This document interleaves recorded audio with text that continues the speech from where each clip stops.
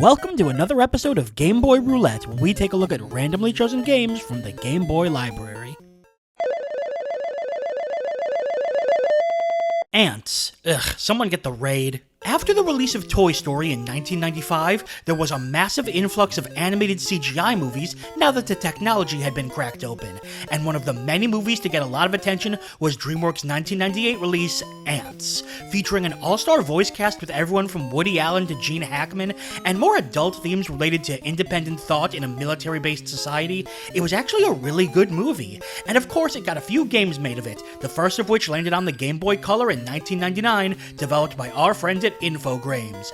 But honestly, that's all we need to know about the game, because the movie has a way more fun backstory. Antz was released less than a month before Pixar's movie A Bug's Life, which had very similar themes and settings. Given that the industry had known about A Bug's Life for quite some time, it resulted in accusations between the two parties of plagiarism.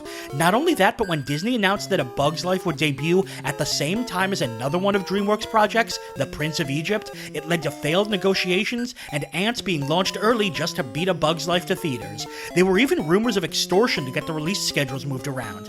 With all that going on, a little old Game Boy platformer is probably the least of this movie's concerns. The cover is a little hard to deal with. For as well reviewed as the movie was, the CGI has not aged that well, unlike Toy Story, for example. It somehow manages to take Antz into the realm of the uncanny valley. The backstory of the movie is crazy, but how did the game fare? Better alert the colony, it's time for Antz. Infogrames, and DreamWorks, and Click Planet, and these companies. Oh, wait. That looks kind of neat. Antz. Ah, yes. A game based on a movie with a crazy backstory. This is a nice looking title screen. Alright, let's go. God, that is DreamWorks' face. In these tunnels, I must find the foreman. That is like catastrophic DreamWorks face. Ooh. Good music. Oh, wow. Oh, this is playing really smoothly. I mean, I guess that makes sense since it was a Game Boy Color game that could also be played on the Game Boy, and those tended to run a little better. But even so, especially for a licensed game, this is running well. A to jump, B to throw axes, it looks like.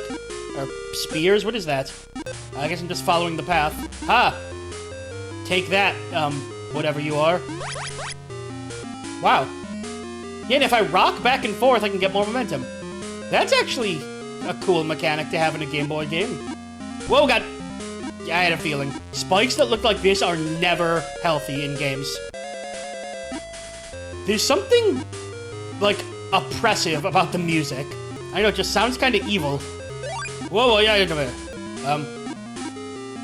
aha! Oh, the jumping is a little floaty. A little too floaty for my tastes. You just kind of go flying everywhere. Hey, I found the foreman, whatever. What is happening? Find 6 ants. I suppose I should be saving my axes or whatever. But the thing is, I don't want to. Ooh, this looks like a gameplay mechanic. The music is weird. It's, like, good, but it doesn't quite fit. It feels like I should be in a casino. No, not that. It feels like I should be cruising in Vice City listening to this music. Oh, God, what was that? Why must the world of ants be like this? Oh. The secret was hitting them a couple times. Oh, dear. Ant is dead. I forget the main character's name. It has been years since I've actually seen Antz. This is one of those games that's actually quite taking advantage of the Game Boy's technology. It was released near the end of the Game Boy's shelf life when they had pretty much switched over to Game Boy Color at this point. You know, when a lot of I forgot about the thing, when a lot of the games were just, you know, backwards compatible. So, as a result, they were able to make use of the Game Boy better than a lot of games. Okay, where are ants? This was a mistake. No, it wasn't. Oh, there he is. There's a couple of them. Let me just collect you. Oh, God, ow. I'm a little bored of the gameplay right now, but it's not because of the game itself. It's because I've never really liked the whole go find X amount of characters mechanics in games. every single time I forget about the giant thing. Why? The game keeps throwing things at me, and I don't like it. I mean, my own opinions on this type of gameplay aside, this is actually a lot better than I would expect it to be.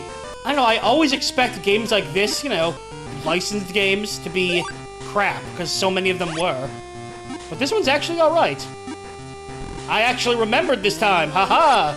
Also, I say, you know, I don't like the exploration, but this actually appears to be pretty linear. It's just annoying. Okay, I have to be very careful. I don't want to start this level over yet again. This is gonna be a very weird comparison, but you know what this feels like? It feels like a bootleg. And I know it's not. I know it's like first party. Like they made it directly, but it feels like a game where they took another platformer and just slapped the Antz logo on it. Did I do it? I did! Woohoo! Princess Bala has run away. What was the plot of this movie? Oh, you jerk! Angry ant bartenders, the worst kind. This really isn't as bad as I thought it would be. In fact, it's actually kind of good. It's playable, the music's decent, if a bit unfitting. Looks nice, it controls well. It's like everything you want in a platformer. Hey! Oh! Why are all the ants jerks? However, since this is backwards compatible with Game Boy, but was made for the Game Boy Color, I think you know what we have to do. Ooh. Look how pretty it is. Let's see if it runs any different. It runs the exact same. That's actually pretty rare. I double and triple checked. I'm definitely running the original Game Boy version versus the Game Boy Color version. But yeah, it's actually running the exact same. I mean, compared to Grand Theft Auto, where the original Game Boy had significant slowdown. Yeah, this is one of those games that made full use of the technology. It's nothing like super fantastic. Well, I say that, but I'm having a lot of fun with it, so maybe you should check this one out. Like, even gaudier way to try it. I mean, you play as an ant throwing axes. What more could you possibly want? One of those rare times when the movie and the game actually had similar quality.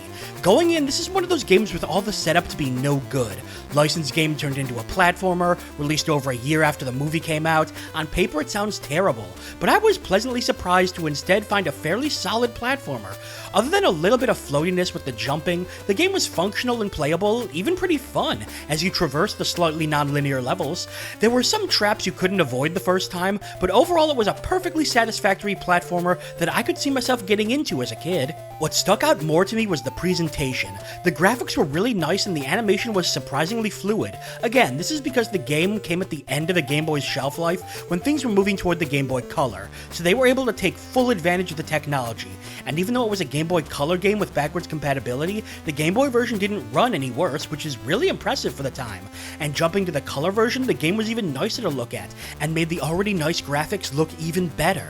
Really, not much in the way of complaints. I'm just impressed at how well the game turned out. It's certainly no masterpiece, but it's a solid enough platformer that is at least worth a look. Although no amount of quality can overshadow the backstory of the movie. Seriously, extortion, plagiarism, go read more about it, it's incredible. And that's all for another episode of Game Boy Roulette. Make sure to subscribe so you can follow the series as we continue to dig through the Game Boy vault. I'm BrianJ, and I'll see you next time.